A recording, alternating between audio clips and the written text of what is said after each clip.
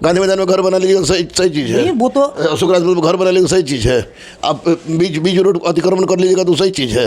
अतिक्रमण करने वालों का घर टूट रहा है, ठीक, ये उचित है, उसे कोई बात नहीं, मतलब मैं भी हूँ। तो बुलडोजर उसी पर चल रहा है जिन्होंने अतिक्रमण किया है। तो अतिक्रमण करने वालों पर बुलडोजर चले तो कोई गलत नहीं है। इस बात किसी नेता के बाद मत खुलवाइए हमको, लेकिन हकीकत यही है कि प्रशांत किशोर को राजनीति से ज़्यादा व्यवसाय अच्छा लगता है। कौन मैथिली ठाकुर, गायिका जो है जी, जी। मैं तो बच्चा है, बच्चा मैथिली ठाकुर को अगर बीजेपी से टिकट नहीं मिलता और मैथिली ठाकुर गाना वाना नहीं करते तो मैथिली ठाकुर का जमाना जब्त हो जाता जी। देखिए, बिहार में जैसे ही सरकार बनती है और गरीबों पर बुलडोजर शुरू हो जाता है। गुरु रहमान सर भी काफ़ी चर्चे में रहते हैं, चुनाव से पहले भी, चुनाव के बाद फिर एक बार चर्चा होगी। गुरु रहमान सर की बात करेंगे। सर, क्या जो बिहार में बुलडोजर चल रहा है, आखिर ये सबसे निचले जो तबके लोग हैं, जो कमाने खाने वाले लोग हैं, जिनका कोई अपना आशियाना नहीं है, उनके ऊपर आखिर बुलडोजर क्यों चलाया जा रहा है? देखिए भाई, पता नहीं, इस बात की पूरी जानकारी हमको नहीं कि कमाने खाने वाला यानी नीचे तबके वाला चल रहा है। लेकिन जहाँ तक मेरी सम्राट चौधरी सर से बात हुई, उनको मैं भैया कहता आया हूँ और बड़े भाई के रूप में है भी हूँ, तो बुलडोजर उसी पर चल रहा है जिन्होंने अतिक्रमण किया है।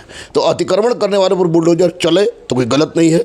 सिटी में हम अनुरोध करेंगे भैया से कि सिटी में भी चले और तमाम उन लोगों पर बुलडोजर चले जो राजहित के विरुद्ध कार्य कर रहे हैं, देश हित के विरुद्ध कार्य कर रहे हैं। तो सर, उसके लिए आप एक लीगल नोटिस निकालते, समय देते। ये ठंड का मौसम चल रहा है। नहीं, आपको शायद पता नहीं है इसका मतलब कि नोटिस के बाद बुलडोजर चल रही है। लेकिन लोग तो कह रहे हैं कि मुझे कोई टाइम नहीं दिया गया। टाइम क्या दिया गया? लोग बोले कि 2 साल दीजिए हमको, 5 साल दीजिए। तो ये मैं बुलडोजर चलाने का समर्थन नहीं कर रहा हूँ और ना ही सम्राट चौधरी का या नीतीश कुमार का किसी का मैंने कुछ लिया है कि उनके पक्ष में बोले।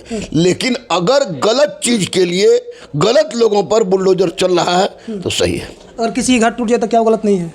घर टूट जाए, शादी टूट जाए उसके घर की, तो फिर क्या सही चीज़ है ये? गांधी मैदान में घर बना लीजिए, सही सही चीज़ है। वो तो अशोक राजपथ में घर बना लीजिए, सही चीज़ है। आप बीच रोड अतिक्रमण कर लीजिएगा तो सही चीज़ है। अतिक्रमण करने वालों का घर टूट रहा है, ठीक, ये उचित है, उसे कोई बात नहीं। मतलब कि आप इसके सपोर्ट में खड़े हैं? गलत के विरोध में खड़े हैं, सही के सपोर्ट में खड़े हैं। तेजस्वी यादव नेता प्रतिपक्ष है, वो अभी विधानसभा से लापता हो गए हैं, क्या लगता है? लापता नहीं है, तेजस्वी जी कहीं ना कहीं ऐसे काम में गए हैं जो कि बहुत उनका पर्सनल है। आएंगे तो बोलेंगे 5 साल समय है, अभी तो सब थोड़े कि सारा का सारा घर टूट गया।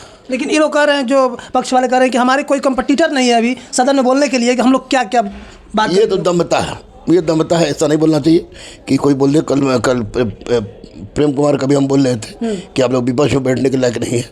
तो ये बात, ये दमता है, ये गलत है, क्योंकि लोकतंत्र है। यहाँ पर जनता मालिक स्वामी होती है, जब चाहे किसी को सिर पर ताज दे दे और जब चाहे किसी के ताज छीन ले।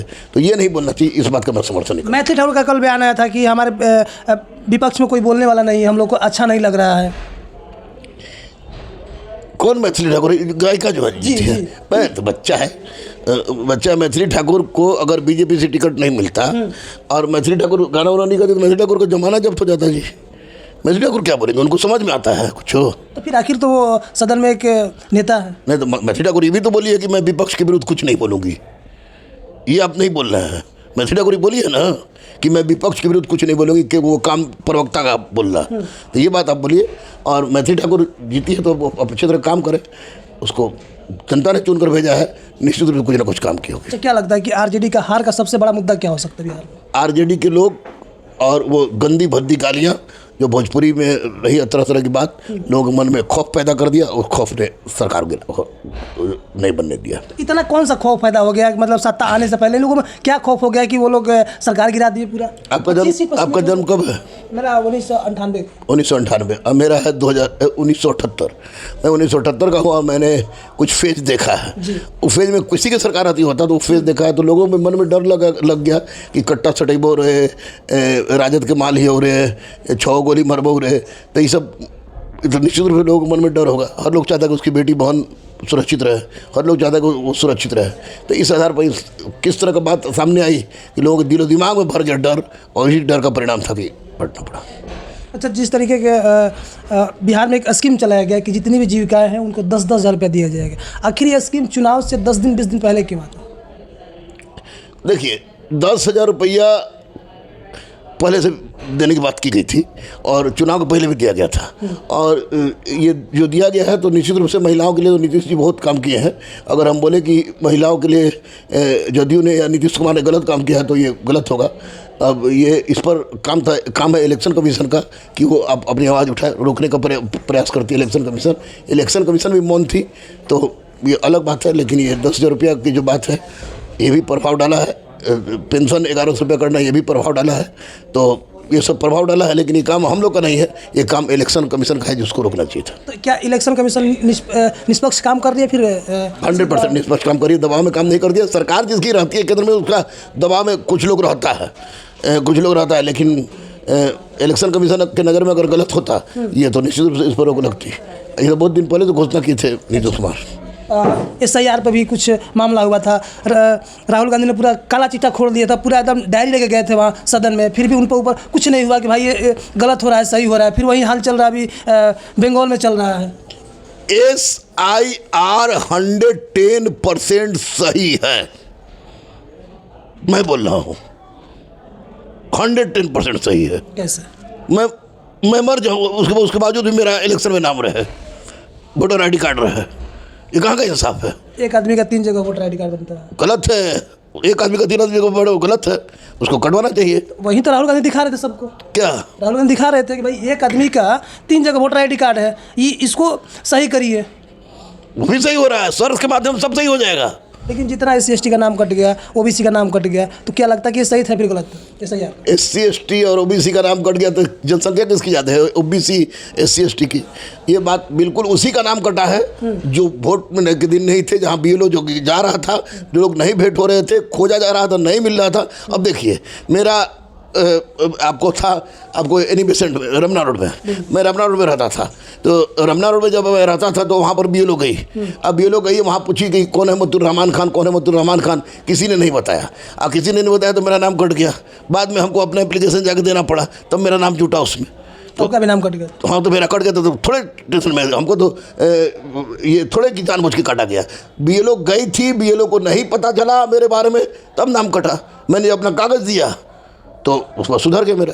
अच्छा, पूरा चुनाव के बारे 1 करोड़ रोजगार की बात हुई थी, तो क्या लगता है कि रोजगार 1 करोड़ मिलेगा? फिर ऐसे हवाई में जो भी मोदी जी भी आए थे वो तो 14 में बोले थे कि अगर हम दूसरी बार जब बिहार आएंगे तो ही मोतिहारी के चीनी मिल से ही हम चाय पी के जाएंगे, और आए भी चले भी गए, अभी तक वहाँ चाय नहीं बना। भाई बात तू लोग एकदम राजनीतिक मुद्दा इसको बना रहे हैं। मोदी जी हमारे मौसा नहीं है, लेकिन इतना तय है कि मोदी वर्तमान संदर्भ में देश के प्रधानमंत्री के लिए अगर सबसे उपयुक्त कोई व्यक्ति हो सकता था तो नरेंद्र मोदी है। और नरेंद्र मोदी इलेक्शन के समय बहुत लोग झूठ बोलता है, बहुत लोग झूठ बोलता है, वो लोग बोले, लेकिन काम हुआ है। और बिहार में तो रोजगार खूब जबरदस्त रूप सामने आई है, निश्चित रूप से बहुत आई है, निश्चित रूप होता ही है। महिला सर उठा के चल रही है, ट्रांसजेंडर बदनाम गलियों से निकल के मुख्य धारा में जुट रही है, तो ये बिहार के देन है। तो निश्चित रूप से रोजगार देना ही पड़ेगा, क्योंकि जो मुद्दा बनाए थे उस मुद्दा से भटकेगा तो ये पब्लिक है, सब जानती है, उठा कबार दीजिए। अच्छा, यही मुद्दा तेजस्वी यादव भी उठाए थे कि हमको रोजगार चाहिए, रोजगार चाहिए। पूरा जाति धर्म से ये हटा के सबको दिमाग में एक ही बात भरते थे कि रोजगार चाहिए, रोजगार चाहिए। तो क्या लगता है कि वो उनका मुद्दा गलत है, फिर नीतीश कुमार का मुद्दा सही था? नहीं, तेजस्वी को मैंने गलत कर रहा हूँ, नीतीश कुमार गलत कर रहा हूँ। मैं बार बार कह रहा हूँ कि रोजगार से संबंधित जो बातें तेजस्वी जी ने की वह काबिले तारीफ है कि तेजस्वी जी ने इस बात का सोचा छोड़ा और उसी को पकड़ के लोग आगे सामने चलाया। तो रोजगार बहुत बड़ा मुद्दा है, उसमें तेजस्वी जी पीछे नहीं थे, उन्होंने खुद कहा था। तो ये बिल्कुल ही तेजस्वी इसमें गलत है। सरकार उनकी नहीं बनी, इसलिए वो कहाँ देगा? जो जिसका बना है वो रोजगार दे। शराबबंदी पर आपकी क्या राय बनती है?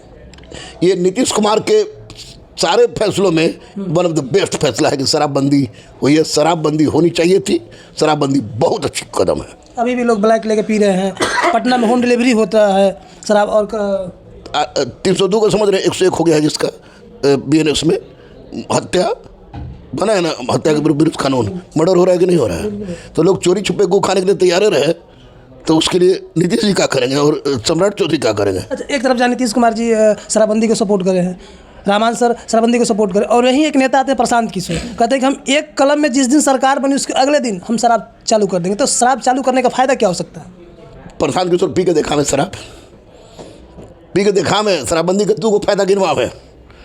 आज जो हरीनी शराब से पहले भी लोग मरता था, अभी भी मर रहा है। जो गलत करेगा वो मरेगा। शराब गलत चीज़ है।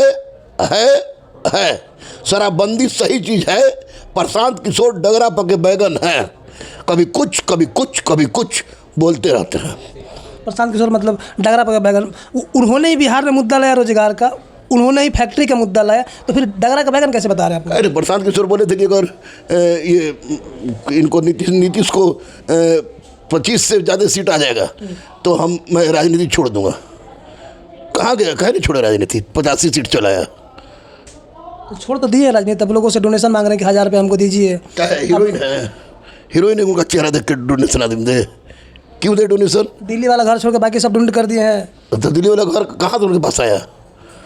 ये सब बात किसी नेता के बाद मत खुलवाइए हमको, लेकिन हकीकत यही है कि प्रशांत किशोर को राजनीति से ज़्यादा व्यवसाय अच्छा लगता है। व्यवसाय करने आता है, वो व्यवसाय कर रहे हैं और करने दीजिए उनको व्यवसाय। अच्छा, एक बात लास्ट सवाल रहेगा मेरा कि केसी सिन्हा जी इतने बड़े प्रोफेसर, उनके बुक जो लोग पढ़ के राजनीति में कुछ लोग आए हैं, कुछ IITian बने हैं, कुछ लोग देश की सेवा कर रहे हैं, वो इतनी बुरी तरीके से कुम्हरार से चुनाव हार जाते हैं, इस पर आप क्या कहिएगा? केसी सिन्हा सर को के बारे में सिर्फ हमको यही कहना था कि उनको चुनाव नहीं लड़ना चाहिए था। क्यों? उम्र बहुत ज़्यादा थी, बहुत विद्वान आदमी थे, उद्भट विद्वान हैं। और कुम्हरार का क्षेत्र वो जानते हैं लोग कि कुम्हरार का क्षेत्र पर्टिकुलर किसी के लिए एकदम फिक्स है। कुम्हरार से जब भी जीतेगी तो बीजेपी जीतेगी, बाकीपुर से जब भी जीतेगी तो बीजेपी जीतेगी।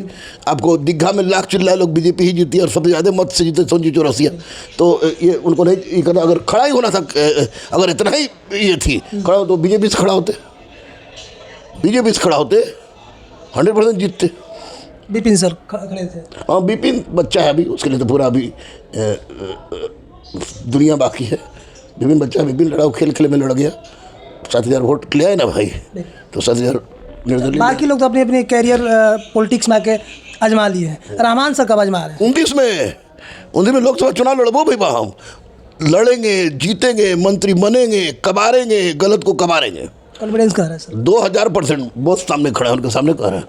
29 में मैं 50 साल का होऊंगा, और 50 साल में हमारे हाथ में त्रिशूल बना है कि तुमको जाना है, मैं चुनाव लड़ूंगा। यही तो कॉन्फिडेंस तेजस्वी यादव को भी था कि 18 को मैं शपथ लूंगा, 21 को फिर सारी महिलाओं को 30-30 हज़ार रुपये मिल जाएगा। उनका भी सपना चूर हो गया। आपका चाह रहे कि हम हार जाएं? नहीं चाह रहे। तो अगर आप चाह रहे कि अगर हमारे अपने हैं तो मनाइए कि हाँ ठीक है गुरुजी, आप भी लड़िए चुनाव, लेकिन 29 में हम चुनाव लड़ेंगे। और तेजस्वी जी राजा के बेटा है, हम एक भिखारी के बेटा है, और हम ऐसे भी निष्कासित व्यक्ति हैं। मेरा घर हर बच्चों के दिल में है, हर बच्चों के माँ बाप के दिल में है, और मैंने आज तक गलत नहीं किया है बच्चों के साथ। तो निश्चित रूप से मुझे लगता है कि मुझे चुनाव में आना चाहिए, और लड़ूंगा मैं। कहाँ से लड़िएगा? काराकाट से लड़े, औरंगाबाद से लड़े, या भागलपुर से लड़े, तीनों में।